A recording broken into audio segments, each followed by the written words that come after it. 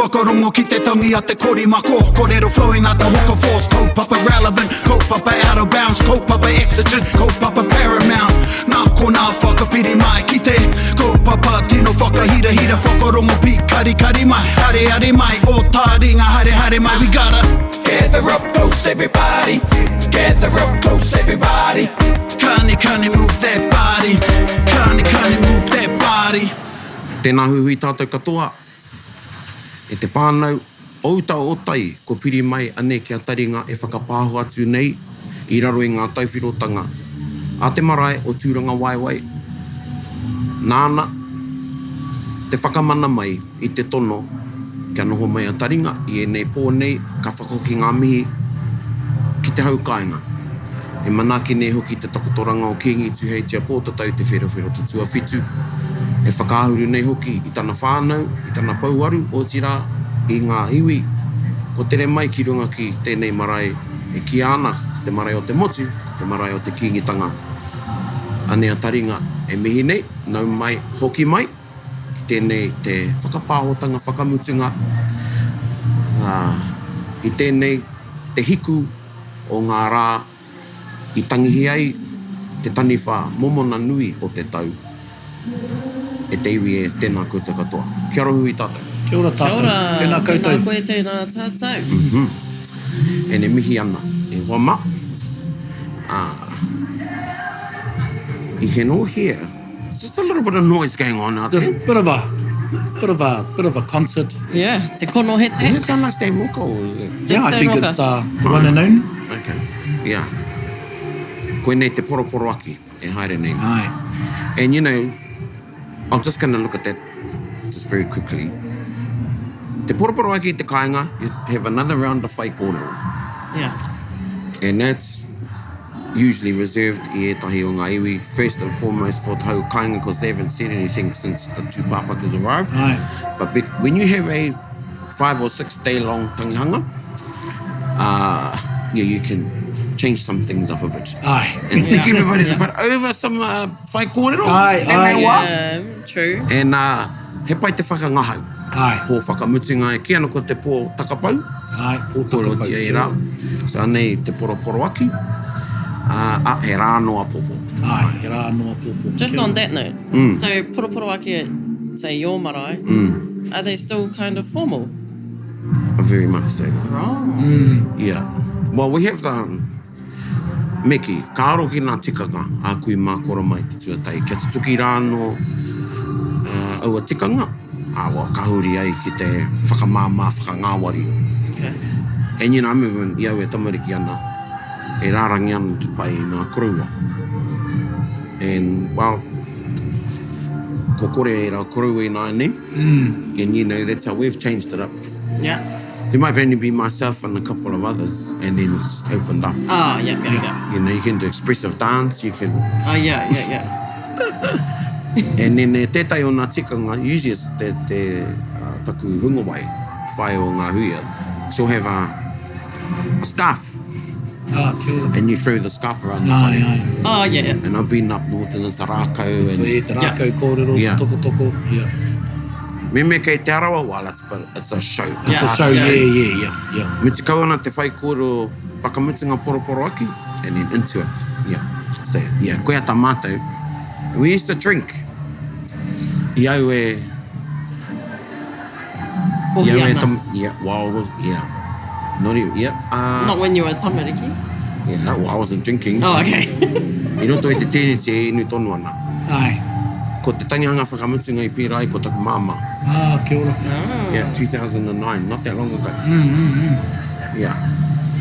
So, koe a tēnei ko te poroporo aki, a pōpō, ko te rā whakawahi, a meki, tuatai, ko te rā tuku, te rā nehu, i a Kīngi Tuheitia pōtatau te wherewhera te tuawhitu. A ki rungo tau piri kūao, te taha o na mātua na tūpana te rārangi Kīngi tatuasi ki tana whaia, ki Ariki nui tātarangi Kāhu, and then koe a te rā, a pōpō ana, a pōpō i te wā o te tuku i aia, i mua i tērā, ko te whakawahi i te mauri, meki, te manu kura kua tohu e ngā iwi ka noho, ki te ahurewa tapu, hei Kīngi, hei Kuīni rāne. Aye. And I do not know who it is. Aye, and this is not why we're doing the Te Iwi. Yeah. I think, just want to quickly say, during this time, everyone wants to know, but ko te mea nui, kia tangihia tō tātou Kīngi. Koina hoki. Right. And mahara anau ki te kōrero hinare tū whāngai, tuia te ngutu o runga Koea. ki te ngutu o raro. E ko tātou he whakamānoa nei ai tō tātou Kīngi. Yeah. And it's something for everyone to think about in social media and just around, Tēnā koe. you know, because it's human interest. But I deem it distasteful. And even with te Kīngitanga, just like other whānau, the focus should be on Yeah. te kaupapa. Kia ora. E kōrero te ana te tūpāpu. Kia ora. Yeah. E mihi anau ki a koe tai, koe a tērā. Was it kia tēnā kupu you said? Te aha. Human, what did you say? Something interest. Interest, human interest. Oh, There's a curiosity there. yeah, definitely. Yeah, I remember back when I mate te Ariki nui Taringa Kāhu, who had the longest reign. Yeah. So 40 years. 40 years, And phones weren't as, well, camera phones anyway. Yeah. Phones with a camera Yeah, weren't there were as prevalent phones. as they are now. Yeah. But, you know, we had the live stream. Was it a live stream? No, it was live coverage. Live coverage. Not a coverage, stream. And it yeah. was TV and You could watch Yeah. it on TV. how te kōrero mō telecom was the most texts sent. Yeah. Or something yeah, at the yeah. time, yeah. Yeah, when she Really? died. When she died. And that sort of drummed up a lot of interest during her tangihanga. And there was that curiosity there. And I was way down the pecking order. And I'm still way down the pecking order. Me pēnā tō te tiro. But now, everybody's got a responsibility. E tautoko ana i te, e manake ana i te kaupapa. And because I knew kōrero were happening, they started on the 2 day, they started i te tainga mai, Aye. really. I'll be very careful who I was talking to, who I knew would be in that hui. Because if I'm seen, I don't want people to think that I'm talking to someone who's going in the hui and being influenced, you know? Yeah. So I just keep away from it. Yeah. And koera, tuia te ngutu o runga ki te ngutu o raro. I don't even consider sharing who I think it would be or Aye. could be, or that's me though. Yeah. And kia au, ka whera au kia noho ki te tapu, Aye. e noho ai o ku mātua o ku tūpuna, kia koe tata, and that's that. Yeah. Yeah. Like, I'm not even like, I feel like I'm not even that close to this whole situation, but I'm nervous for what's going to happen tomorrow. I just feel like it's just such a big deal, the whole thing. Yeah. And if you're not here te iwi, it is packed. Yeah. Mangu pai ana te marae. I ngā ringaringa ngā waiwai. And that's what I'm feeling. Yeah, I think, you know,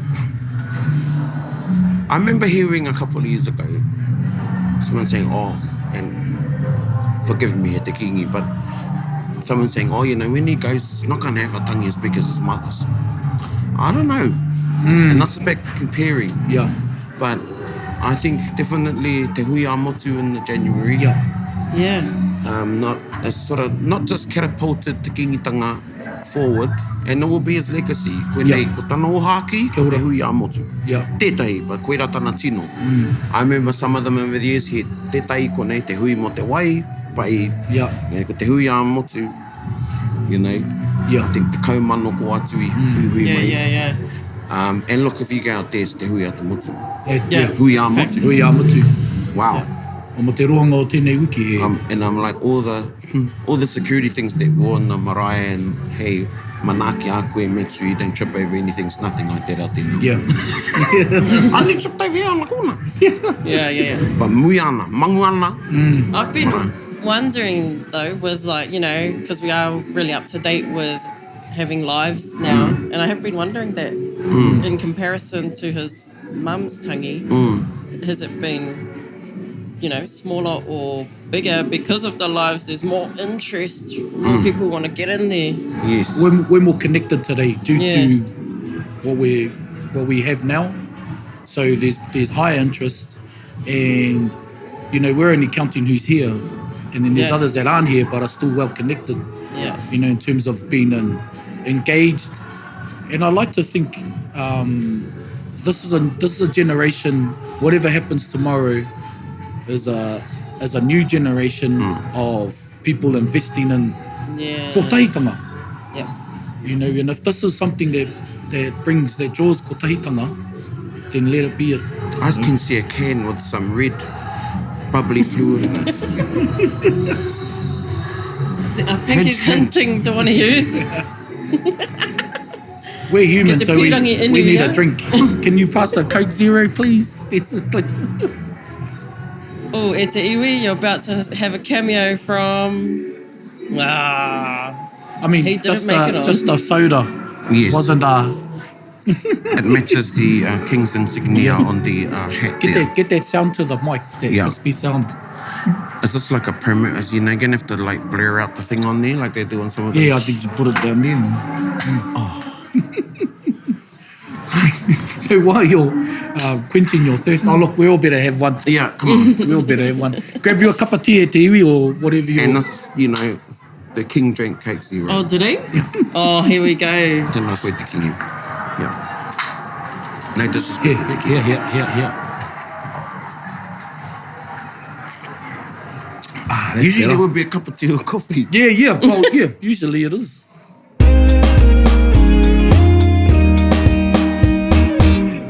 Harai te mea I'm feeling nervous, but e rongo anau i te wehi. Aye.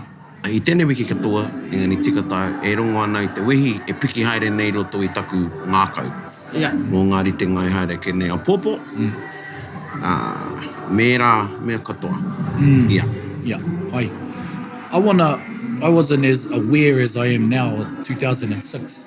Yeah. The time of te whakawahinga, te Kīngi. Can you do you remember much of what happened and what ensued at that time? How ngā tikanga, how te whakaritenga?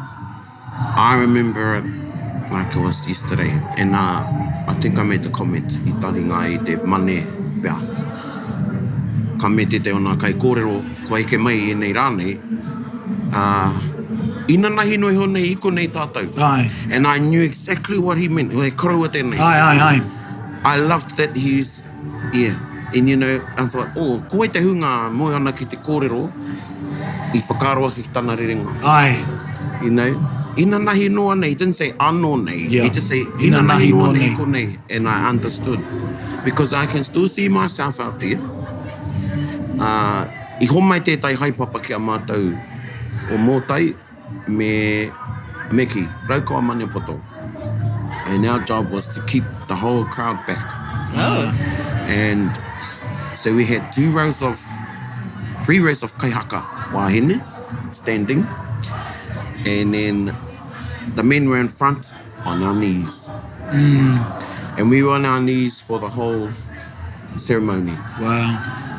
Te karakia o te mihi, he whakatau, te karakia whakawahi, te karakia te uri o tarapipipi, te tumuaki o te Kīngitanga, Aye. me ngā kura e toru o te pai mārire. Aye. Oh, yeah.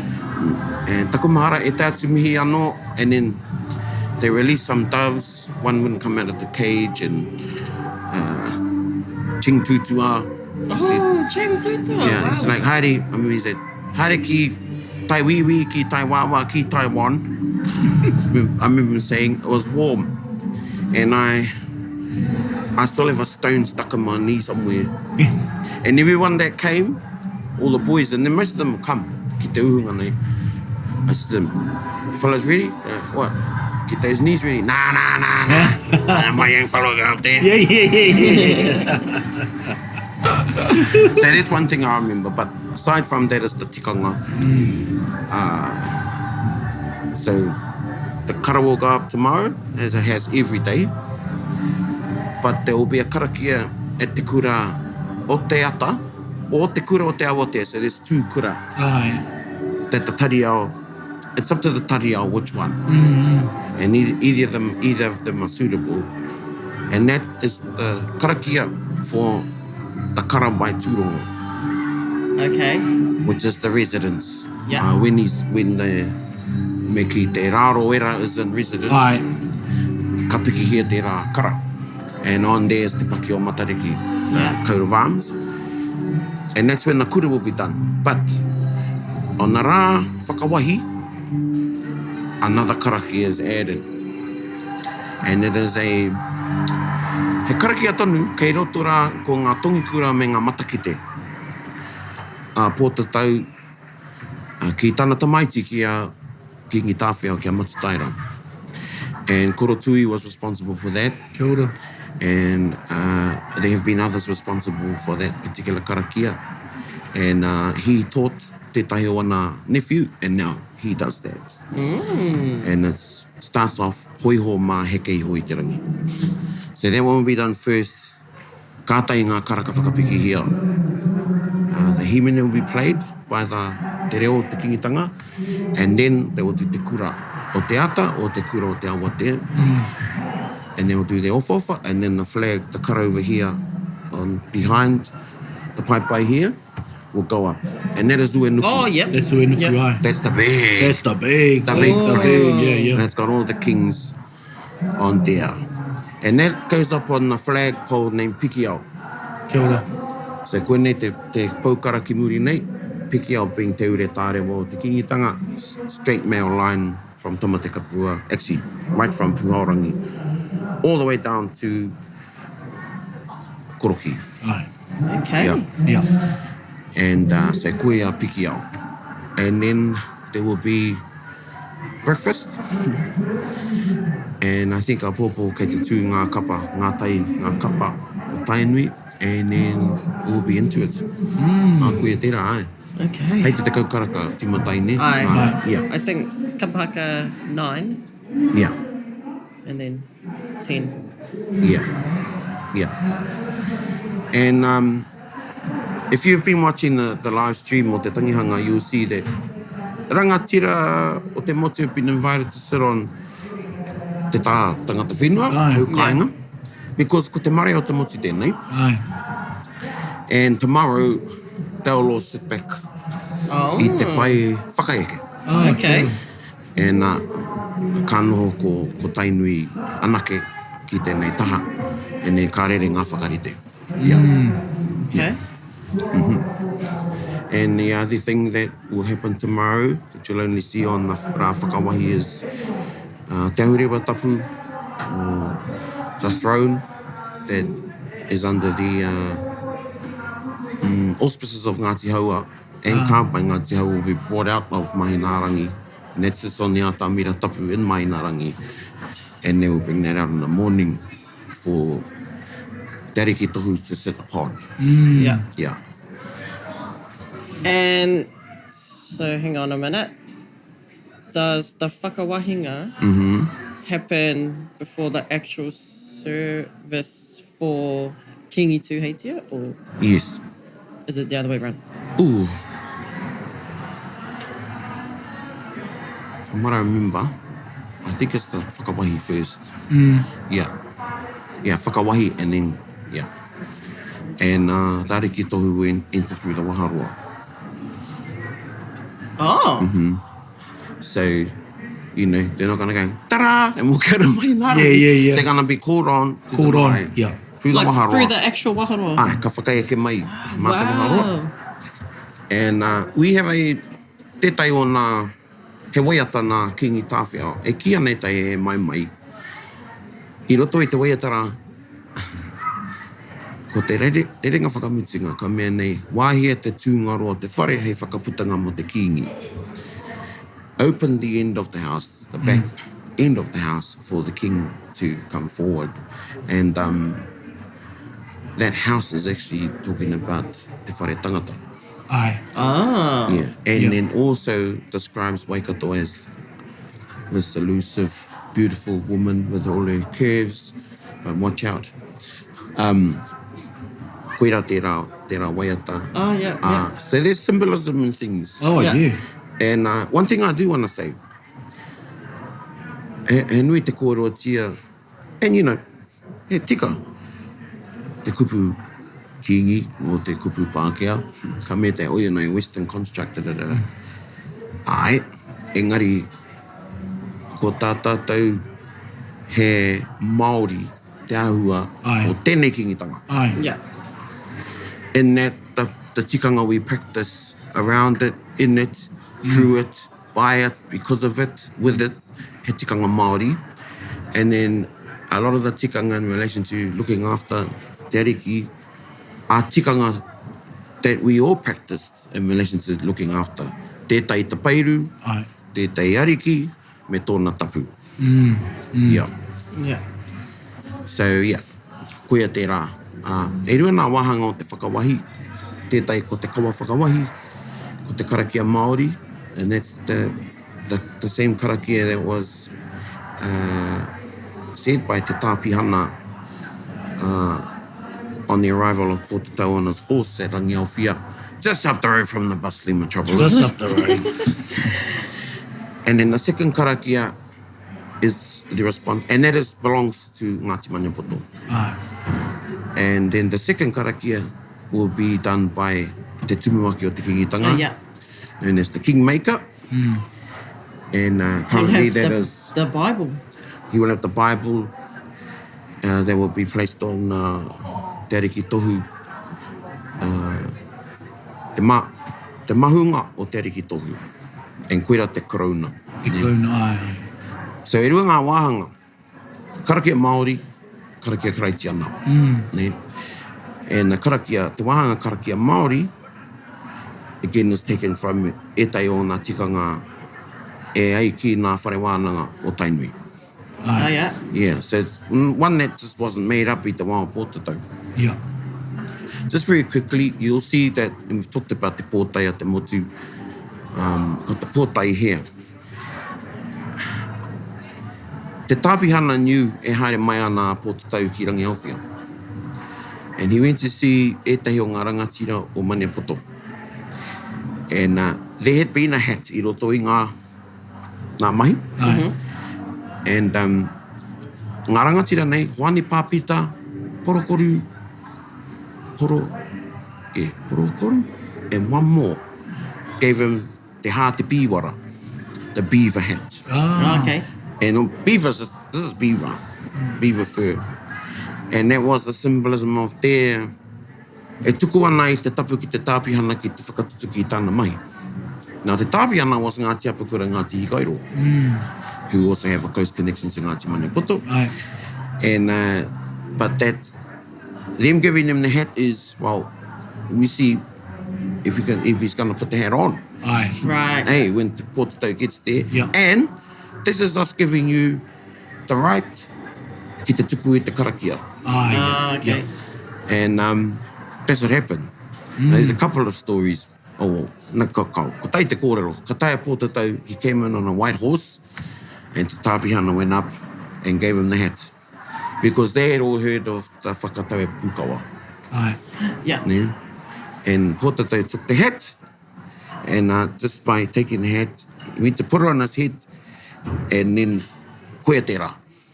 Now, koe tai kore mene, after that, he threw it in the air, whether that was in celebration or whatever, and then te tāpihana did his karakia. Then he was already king, Okay. because it is in the wahanga Māori, at the end, you'll hear the pāmaira, e ue, rangi tā tāwa, whether it's tama, hene, he toihau, Ai. Yeah. ne? And there may be a response or not. Or people, yeah. I remember when Uncle Tui did that karakia, and he said, ta pāmaira e ue rangi tā tāwa tama, he toihau, and then everyone's like, he Kīngi! Ai. And then he said, he Tātara mua, he Kīngi! Tā pāmaira, he Ariki Taungaroa, Ai. Ai. he Kīngi! e iwe rangi tapa maira, ni dana last one. And that's the mea whakau. Okay. Yeah. So koera te rā wahanga. Yeah. So kua kingi reira. Yeah. Okay. And then, ka whuati kia i nānei, kia hōne. Now, just very quickly, I sat with Hone's father one day, had the honour sitting with him at lunch at the king's table. And he just opened up about his life being Tamaki. Aye. Yeah. And I acknowledged him because we all grew up with his uncle, Wiripoi, who was the Tamaki before. He was very close to one of my uncles. And he was lovely. And nobody knew Anaru when he came into it. And he made the effort to get out and meet the people. Oh, cool. And he did the round, pokai round. Didn't know anybody, kare mo ki ngā tikanga, kare o ki mo ki te kōroi te reo.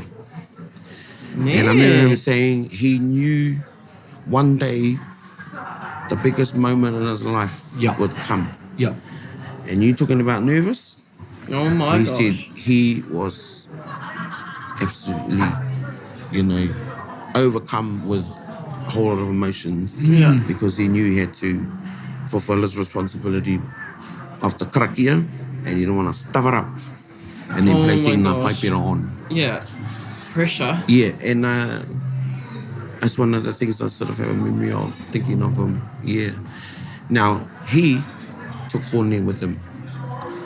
And Hone will have another kōrero, and he shared that with me. Bueno, e kore mo te tai atua. So, koera nā tikanga. And really, our Kīngitanga he kare pera rawa te tawhito pera i ngā meo tā wāhi. Engari, none are less important I runga i ngā huatanga he whakauta I te iwi. Aye. Yeah. Aye. Yeah. All right. So after all of that part's done, then we is it like a normal service at a usual? Well, I tahi haven't seen the service because those are the two mainstays. Yeah. Hey, they must be in there for it to be at wal. You can't have one with wal. Ko te whakawahi no ngā tikanga tikuio a pima koroma. And it's an interesting word that, whakawahi. Aye. And it's for ascending, the ascension. Ko pikitia koe, ko piki koe hei tohunga, hei ariki, ko tohia e rāhutanga toa. Those are the two things that need to be in the ceremony. They're a must. You can miss everything else out. Hey, engari koera nā karakia, wāhanga karakia matua o roto I te whakahaere katoa me whai wāhi ki roto I Ngāri Tinga. Yeah. Yeah. And I know Kāhu's here. He got here 2 days ago. And he's the last one, I think. Now, there's him and one more. I'm sure. I remember Whakahui Verko. I remember 2 Day Brown. O te whānau apanui. Yeah. Whānau apanui Ngāti Parau. Whakaprawa. Ko ngaro katoa I rā. Minita. Āngaru. All the kaumātua who were the pūkōrero o tainui waka that time have all gone. Wow. Hey. And me and the bros last night. And you know what? I honestly do not know Yeah. who it is. It may not be one. I mean, koera te mea rā. I think I would have maybe heard if there'd been some contention, but all of those tamariki, nā me toko toru, they're all in good health. Yeah. And Te Ariki Nui had a 40-year reign. She was young when she was queen. Aye. So, whatemo ana korotangi, ngā waihono I te pō. There's not many years between each of them. They all sort of around the same age. We all said, if they do a 40-year reign like Te Ariki Nui did, none of us are going to see the end of the reign. Yeah. You know? Yeah. Yeah. And I thought, so we did a freaking good job. Yeah. With nā hotanga I nānei, Aye. ki te arataki. And, ngā mana ki tanga kia tātou. Aye, kia tātou. Yeah. not wrapping up, but it was, Yeah. when we said that, it was sort of like a moment. A moment, yeah. Yeah. And you know, Auntie Kawe said it the other Yeah. night. She thought she'd never see 3. Yeah. Well, that's what I was just thinking. Yeah, Yeah. yeah, Yeah. yeah. And Yeah. do you know what? I was just literally thinking about that today. Like, yeah, Tariki Nui, 40 years, Kīngi Tuheitia, 18. And then I was like, fuck, Auntie Kawe didn't look that old. Yeah, Oh, no, she's, yeah, She that's looks good. yeah. Yeah, that's from working in the wharekai. Yeah. And having a batch at tapu. Oh, kia ora. Oh, That's another story, Auntie Kawe. There's a photo hanging up on one of these walls in Kimiora. And that's of a hui that Te Taringa Kāhu convened, and she wanted all the kuia maumoko left to come to Tūrangawaewae. And one of the kuia was one of her kuia, no Waikato, ko tānei moko ngā kahikatea. And she had seen Pōtatau. wow. Oh my Yeah, gosh. Pōtatau tāwhia mau te rata koro ki Te Taringa Kāhu. Oh my gosh. Wow. Yeah, That that's how old she was. Wow. That's amazing, eh? Yeah, that's amazing. Yeah. Hoi anō. No. So Unfathomable. we're very fortunate to be here. We No, are so fortunate. One, to witness this, to experience best it. to be alive. Yeah. And to be alive. Yeah. And to be able to bring this type of kōrero from within Kimiora. Yeah. We're here. Yeah. And for some of you at home, it would be your last as well. Yeah. And this is the last one for this week. Yeah. This is one last one for this This is week. the first time we've ever, and probably the last time. Yeah, exactly. That's the... I mean, and I just want to say, I know the boys are there and they're working, and they never ever expected me, but nā mi kia koutou brothers for making this happen, Yeah. because it wouldn't have happened without you all. E mihi ana kia koutou. I mean, Brown is sitting there going, why don't you do a live one on Kimiora during at night time? And yeah, when you sent that message, I was like, Well, you got 2,000 they people can't out. let us. Well, But okay. your cousin Richie, he goes to me in a smart way last week, he goes, what, so he's going to go set up a live Taringa? And I'm like, whatever, that'll be the day. Me rau atu ka pātiri mai, hey, we've got access, whoa. Yeah. So e mihi ana kia koutou Tūrangawaewae. Tino, I mean, e te oku hoa pāpāho. But hara taringa I tērā. Yeah, Hey. yeah. And that's the main thing we've been very cautious about is, well, for Taringa, we try and find an angle that is yet to be talked about. Tētā te mea I a koe korana. I mean, I just had it. We had all these kuia behind us, uruhi. Aye. And again, most of them are gone. And they had been, ko te tōtau kia rātou, I remember they had ui. When he goes, tuko a koe te karanga, and who knows, might hear it again tomorrow. And I'm not comparing, but it was spine tingling to have 100 or more kuia ruru. Wow. Kuia ene, e karanga ana, e tangi ana, tangi kōrero ana. And when we got to Taupiri, she came by the awa, and there was Kuirano, there was a kaikaranga every sort of like 10 meters. Yeah, All the way up. all the way up. Wow. Yeah. Me mahi nui tērā. Mahi nui. I mean, you think, koene te aroha ki te kaupapa, and karei te kōrero mo e tātu, but ko whatika tō mai e tainui ki konei. E tātu anō iwi o te motu ki te āwhina mai, ka whakātu tērā e te kaha. Aye. When you think, e te ona marae, can't even have one kaikaranga. Yeah. It's going to be a sea of kaikaranga pōpō. And, yeah. I know one of my aunties, she's still alive, but she'll be here tomorrow because Yeah. she's not well. Yeah. Yeah. Yeah. And that's what I'm thinking too, our kaumātua, who have probably may had that realisation. Yeah. And for some of our kaikaranga, maybe what will be their last. Yeah. And one of the other legacies, you know, a few years ago, now it's Kīngi Tuheitia, Kīngi o te kotaitanga. A few years ago was Kīngi Tuheitia, Kīngi o te rangatai. Kia ora. Because he supported a lot of strategies. One was bring new blood into the pipeline. Wahine and tāne. You wouldn't have got that pai Yeah. back at this time. It started, Yeah. but not like that. Yeah. And that's because two reasons. One is because they had more kaumātua then, obviously, but there's just bit more openness to Yeah. Yeah. having Us rangatai on there.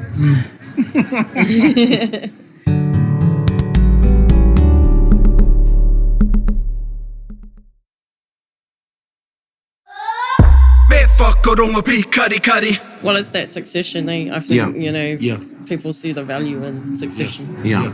And succession of the pai. Yeah. Yeah. That's what I find really amazing about it is, and I see some people on the pai younger than myself, which was quite young. But how that sets them up for 20, 30 years. Yeah. Yeah. Tohu nui tērā. You can be more koutou tātou. You can be starting young day, but if no one ever teaches you properly, ākoa tō roa I runga I te pai, ka he tonu koe. Ai, yeah. And e tai, and me punau, e te ona kai koro e play māpere. Ai, Don't come to Tūrangawaewae to play marbles, yeah. you know. And ara te whakatauki, tangata I ako nei te kāinga, tua nei te marae tauana. Ai. Do all the stuff you practice I te kāinga. Don't come here and try out some new, Yeah, not just Tūrangawaewae, Yeah. nā marae o te motu. Yeah. Practice at home. Koina hoki. Yeah. Hoi no, kanui tērā, whakaro pai, Kīngitanga tai ngā wā katoa. Ai. Yeah, kia mai, what is it? Kia mana wanui. See, I don't even know it. Yeah, I'm trying to get rid of that. Kia maia, kia mana wanui. Ai, kia No, kaha, isn't there kia one mai. more? Kia Kia kaha, kaha. kia mai, Yeah, kia mana kaha. wanui. And I'm telling myself, kia kaha ki te mana wanui, ki tēnā tangata. Kia aroha, ahau, kia au anō. Yeah, te kuia. Nā, ewa, pai tēnei. Āna. So, after everything happens here, There's another How- tikanga, yeah. you know, ngā tau waitu so all the greenery needs to be removed from the whare. Yeah. It all needs to go. There should be not one taua, so pena ko te taua. Yeah. And then you got two different leaves, one if it's going, one if it's Yeah, staying, yeah, and yeah. sometimes people forget and Pare kawakawa is it must be a kawakawa. Ai, Ne, taua is any other plant. any other right. And they don't know tikanga, no flowers on it. Yeah. I had to tell her, a very passionate mother who's passionate about tikanga Māori, who had two young children, and they both had them on. Ah, yeah. And I told you, take those off your children. Yeah. Oh, and she'd never been told. I said, mo te pake ke tērā, nā tainui tērā tikanga. And then others that were going, I said, take your taua off, leave it somewhere. You don't walk all over the marae with the taua. Right, kia yeah, ora. You only have yeah. it on while you're over here. Yeah, kia ora. Hey, so there shouldn't be anyone left. They all need to go. They all need Yeah. to go. Yeah. Yeah. Yeah. I te taha o te supapa ko te kingi. Yeah. And another thing we'll see tomorrow is Penano. I don't know who's been selected, but there'll be representation. There'll be people who the king and the family have a connection to, affection with, that will be the pallbearers Oh, okay, yeah. tomorrow, that will take Kīngi Tuheitia po te te whirawhiro, te tuawhitu out the gate. Sorry, King, no disrespect. You remember when that title come up and I said, don't we know how to count it? Anyway. So, will he be going out that gate? Or Yes, he will. like that gate down to the river? Oh, no. Always te waharo matua. Ai. Okay. Yeah. So he's going to go out here and he will probably follow the same path that his mother took at the road. And he'll come down past the back end of the pā and then down to the awa. Yeah. And there'll be I know there's 1,000 or 2,000 or so kairako really. Kairako, marohi They're all rohi. practicing. Yeah. there. Where we stay here, there's full-on practice going on. Yeah. So I'm going to Taringa because it's too noisy at home anyway. Yeah. Nah, it's pretty cool. Yeah. It's pretty cool. So there's sort of like people are, you're waiting, it's funny. E pōuri ana. At the same time, with the poroporaki thing, you're thinking of things that you celebrate with yourself and your whakaaro. E whakaaro ki ngā tikanga, you're thinking about the tomorrow. Yeah. Well, that's me anyway. There's Yeah. all the things that are going on in my head. I'm thinking about when I was a kid. You know, when Nepiho was sitting here. And I thought, man, what are the memories our kids are going to have. Yeah. Yeah. Yeah. Well, even us, you know, regardless of the occasion, there's a sense of excitement because of the spectacle it will be. Yeah. Koina. You know, and This is- aini pehe tirohanga tamariki tēnei. But Yeah.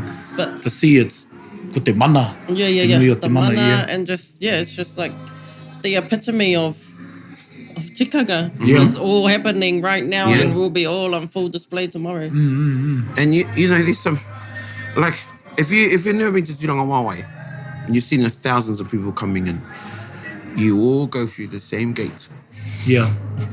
you know? And I remember it's been kōrero, but people saying we should make it waira and da-da-da. No. That's your whakaeke mai ki runga i tēnei marae.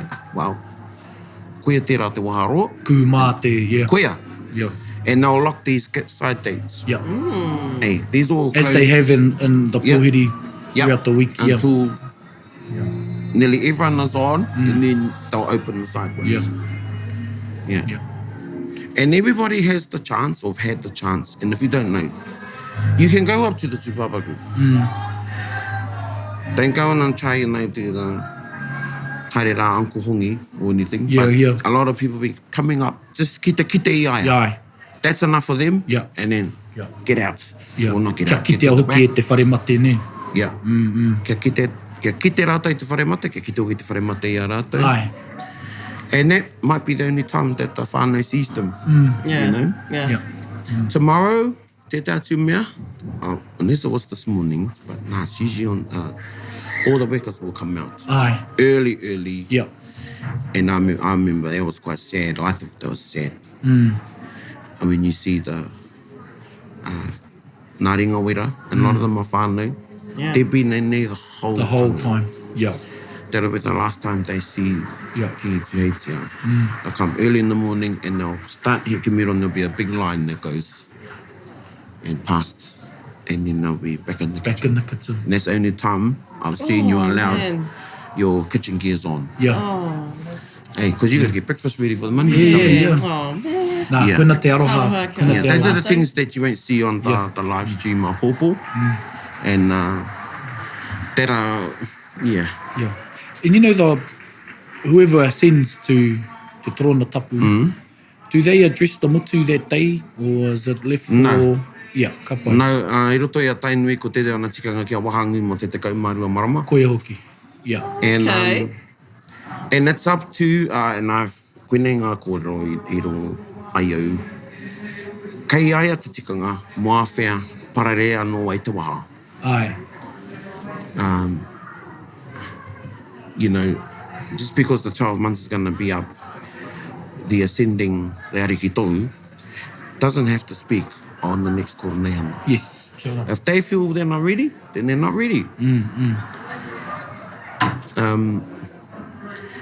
You know, I hope, because I saw, and I was in a lot of those ope, and so a lot of the ones here, I hope that whoever it is, that we guide them and we help exercise some patience, because that first year can be draining. Oh, I bet. And kawe mate, openings and things like that. I hope we exercise to observe some patience in Yeah. looking after whoever that is. So they can mourn and whakatutuki ngā tikanga. Ai. Yeah. I mean, when ne oku whakaaro, Yeah. Well, you and know, I might get grounding for this, but but from a commoner's point of view, you're grieving the loss of a parent. yeah. And then whoever does, whoever is chosen, that's a whole lot of pressure, Yeah. you know. So, yeah, ka nui e rongo nei au te aroha Yeah. mō taua tangata. Kia ora. Yeah. I remember there was 3 iwi rohe where there was an expectation to have a kawemate. Yeah. So, you know, because the line of Pōtatau has lineage to nearly every waka. And I'm not going to say the main ones. I'm going to say probably the well-known ones. Oh, I've seen it out there on the wall out there. Yeah, there's some others too. You know, you got to do a kawemate to every single iwi. Yeah, there'll be But hey, you've had a week to get here. Yeah. Mm. But because of in Kīngi Tuheitia, because he had strong taitokere whakapapa, particularly tau Pōuri, engati and but tau Pōuri, we went to Waimirirangi. Yeah. Taure tāro o Ngāti Pikiau, we went to Ngāti Pikiau and Tārawa, and the connection with Timoteheo, but that was because he was asked to open a new house at Pukawa that happened to be the year after that the whare was ready to open. Yeah. And well, I whakatau ngā kaumātua, they'll have the kawemate one day, and that's when I went with Auntie Kawe at Tāpika, and the next day they'll open the whare. That was a big pikauranga mo te Kīngi and the whole iwi. Hey, you gotta be on. Gotta be on. Yeah. Gotta be on. And that's why we went over I runga i te aroha, started peeling spuds 3 or 4 days before. Charcoal. Yep, I did the bath. Charcoal. Yep, charcoal. Yeah, so koira. Koira. Oh, oi. Yeah. Okay. What happened at Pukawa? E ki te kōrero, so Pukawa was 1850, whatever those dates, either 1855 or 1856. Matane te whiwhi went around in 1853-ish. Yeah. And that's when Te Heu said, kia noa ko taupo, hei hui ngawai mo ngā roma me ngā wā te motu. And he was saying, right, everybody can have the hui here. Yeah. And then for 2 years, Ngāti Tūwharetoa, Whanganui, and also Maniapoto Ngāti Raukawa, helped to collect kai for the hui. For the hui. Wow. 2 years of mahi kai. Wow. Now, nā kōrero to ia mātou. That's some planning. Yeah. Nā kōrero to ia mātou, te tau o nā tino kai roto ia mātou, mātou Raukawa Maniapoto was te kereru. Me Tūwharetoa. We missed 2 seasons of kereru. So that there'll be plentiful for the hui. I whakatapungia nā tau e rua mo te kereru, kia pai, kia nui nā kereru mo te hui ki Pukawa. Yeah. You know? So when people ask me, and this is one of the things people think, you will not know unless you win. Oh, you know, what's the significance of the Kīngitanga? I'm like, hey, my ancestors didn't eat kereru for 2 years. Yeah. I whorero o rākau. Yeah. Hey, I've got tūpuna, I'll say this in humility, I've got tūpuna that died for the Kīngitanga. I've got tūpuna that was on the Te Kaumārua. Like a lot of people here, not only on Tainui, but other iwi. Yeah. Don't say that. Yeah, that's not something for me, for you who don't know anything, any context to even think about. Yeah. Yeah. So just while I sit, just have some aroha. Yeah. You know? I mean, there's people been coming and saying, and it happens all the time. Well, no, to be honest, like, because I grew up not knowing anything about the Kīngitanga. The first time I ever heard about it was when Te Atarangi Kāhu's tangi was on TV. Yeah. And I was like, oh, whoa, we got a Māori queen. Yeah. And then I came to Hamilton, moved there, and started learning here and there about it. But it wasn't until I learned the values of the Kīngitanga and why it was actually established, and that it's a kaupapa, not a person. That's right. And I was thing, like, it's something. I get it now. It's just a someone. I get it now. Yeah, kuina. You know, when you're coming, hara mana ki te unga nei and then say, wena Kīngitanga. Well, ka pai, but don't be disrespectful. Yeah. Hey. I want to address that because, that's not my king. Yeah. That's not my, that's not my kaupapa. Hoi no, ko te kaupapa o te Kīngitanga, kia hu nei, tētahi āhuatanga o te kingi, ko te whakapapa. Kuna. Me pēhea e motu ai tō piringa ki tētahi kāwai. Yep. Yeah. Yeah, koira hoki. You know, koe e whakaiti i te kaupapa. Yeah. Bueno, tera. Tera. Tera.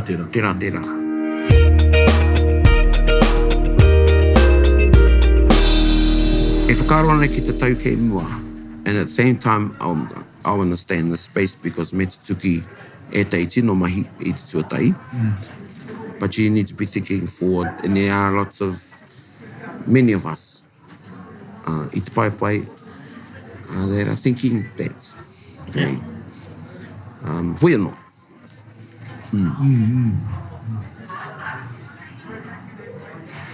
You know, I look at this, the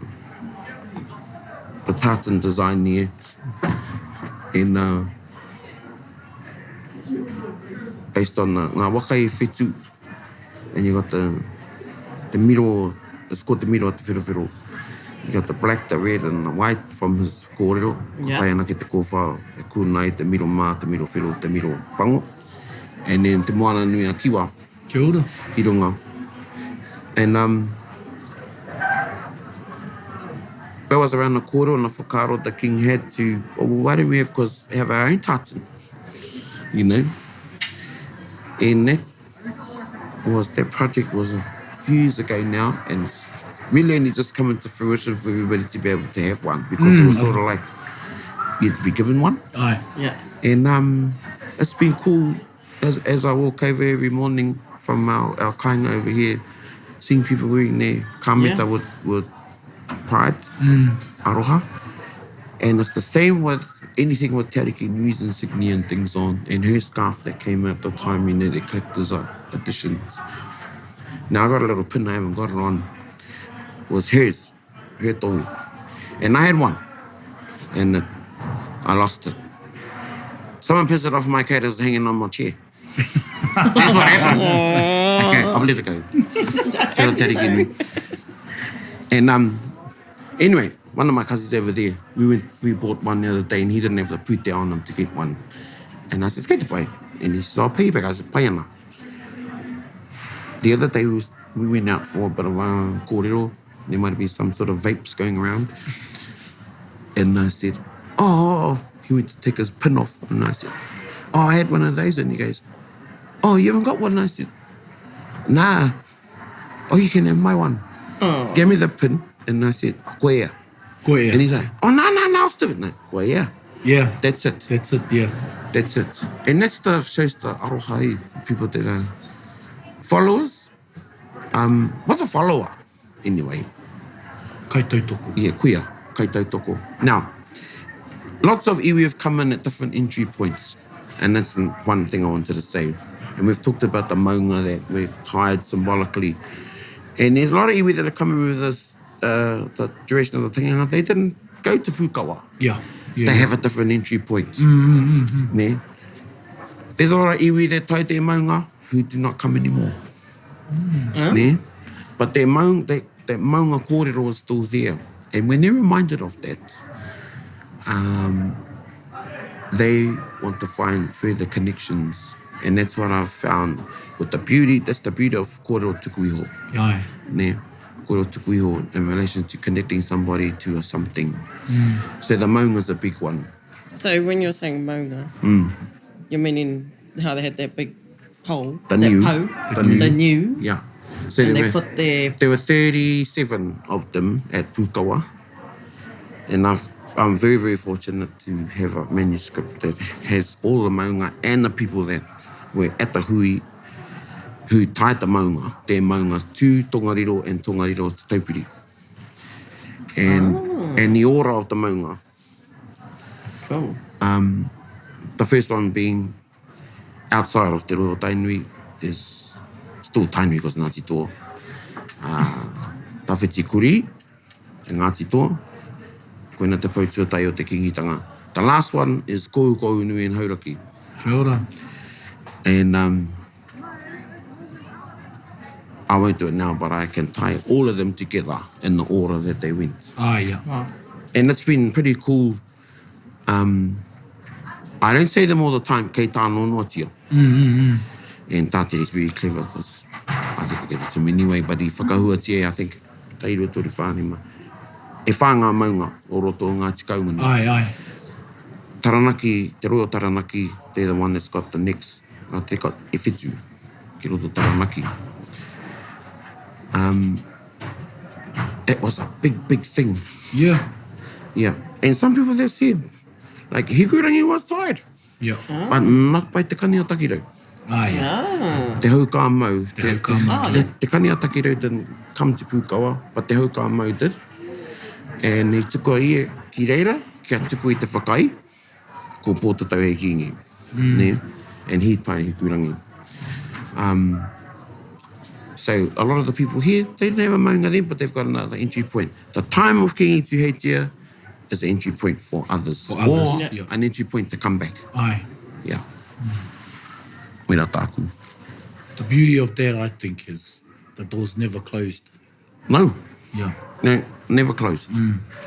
Never closed. And the doors of the Kīngitanga are always open. Koira. We heard that in Huirama and Auntie Kaui's kōrero the other night. Yeah. Talking about Manaki. Koira. Everyone, yeah. Everyone's welcome. And, you know, there's a lot of tainui that aren't here, but they got jobs they're doing. Yeah. Oh, yeah. I mean, yeah, I could go there's into all who's... that stuff happening in all the other marae. Yeah, and there's whānau whose job it is to dig the hole. Yeah. Hapu. There's Yep. Everything. been Everything. people digging the stairs out, Yeah. putting gravel on Yeah. them. I was, you know, just outside of the bustling metropolis is another bustling metropolis, Kihi, at the Alpha Hotel. And there was all these cars outside the other day. Well, even today. Yeah. And they were making sandwiches in there.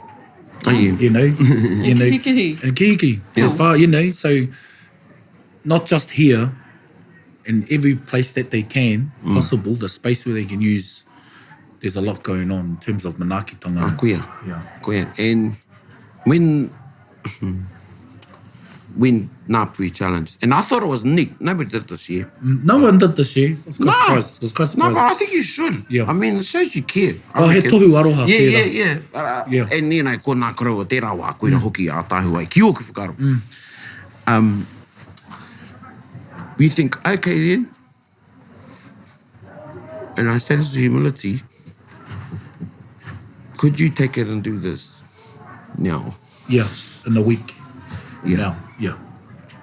And, you know, there's been a lot of kōrero about different kaupapa that uphold or exemplify ko taitanga in different ways and have been around for a long time. Ka pai. The difference is I do not see the tangible thing from that particular kaupapa. I can touch this. Yeah. Every koronehana, I can touch this. You know what I mean? But some of the other kaupapa, there could be written things. I do not see what I can touch in that document in terms of people coming together. And for me, that's a big difference. Because ko te Māori, me kite te Māori, me rongo te Māori. Aye. Yeah. So koe oku whakaro ki tēnā. Yeah. And people come for that. They come for the experience. You know, Yep. if that's all that they come for. Yep. Koronei hana. Yep. The koronei. The koronei. Koe te koro ta epi. Ah, yeah. Yeah, the the koronei. Yeah. Some of those expressions, the first one I've heard. Yeah. Yeah. So, and he won't be on there tomorrow, but, you know, and I can't help it. I'm saying, don't think that. But I'm thinking next year, koronehana, when Uenuku Te Pau goes up, what's the name of the big flag? Kīngi Tuheitia's face would be on it. Yeah. And I remember his first koronehana, we didn't actually think of it. When we saw the big flag go up, karakia, and then it sort of got caught by the wind, and we saw her face on there, Yeah. it was like everyone cried again. Yeah. You know? Yeah. Yeah. He was out of it. Yeah. Yeah. Yeah. Considering ko te whakāhua o Kīngi Tuheitia, puta no i ngā whare, Yeah. how do marae, organisations relocate that photo? Yeah. Do they wait 12 months? Do they do it? You Do should. we take it off the wall? You should take it down for 12 months. But again, koe nana tika ngā tainui, but tainui aren't so staunch collectively as a waka. Ngāti hau a. Aye. Pockets, we are, tō mātai hapu nei o Ngāti Takihu koena te tana tikanga, ka mate ana te takanta, or 12 months you don't see the whaitau. Should be removed. And then after the 12 months is up and then put back up. Kia ora. But we've had to call it about, you know, how social media has influenced a lot of our whakaaro around tikanga and stuff. Yeah. Yeah. You know, when I did my post the other night, I was thinking, Parone wouldn't put photos online. What should I do? Yeah. Yeah, exactly. And you think of the tohu that represents... I mean, when I went to write something and I couldn't about his loss, and when I found out, and I had to go back to one of our waiata, and that was enough for me. But I changed the words and I put an emoji of the hat and a broken heart, and it was enough. There was enough, yeah. Yeah. Yeah. Me te tohu, tēnei te tohu o Taringa I tēnei wiki. I haven't even looked at it. Yeah, I've just noticed it now when we're looking on social media, you're seeing everyone, a lot of profile pics are te tohu. Yeah. The last... I've only come into tūhakari in this 18 years because our kore was waikato kia mau or tainui kia mau. And you know, it's manuhiri first, and there happened to be some cheers, and all of my kaumātua were a cheer, and it was like, we're going to piki nora. And then look at these two. And then I was just standing out there, and I got, hey, we got 6. So I was like, oh, cool. So I came from the gate, and I got a seat. Pia, pēru hakari. O da tuna, It's one of the first, tuna no waikato nei tino pāreka reka ki au. Reka reka ki aku niho. Anyway, kore te ki te wā kia wehe te Kīngi katu, and I came to the door to stand.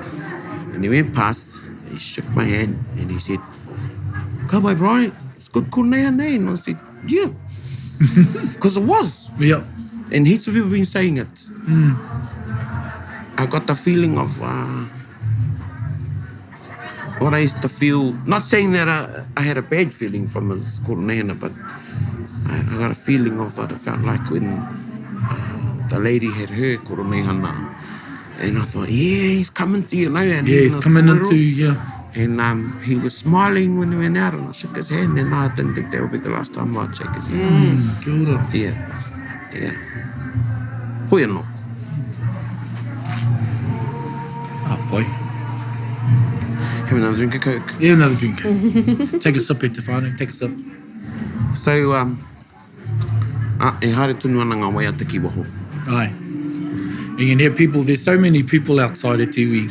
You can hear windows rattling and doors opening and like that. So, yeah. Don't be discouraged. Yeah. People getting dressed over there. Yeah. Could be some waiters passing through. Could be some conceptions happening down on the roadside. Yeah, could be. No doubt. Can't be got it.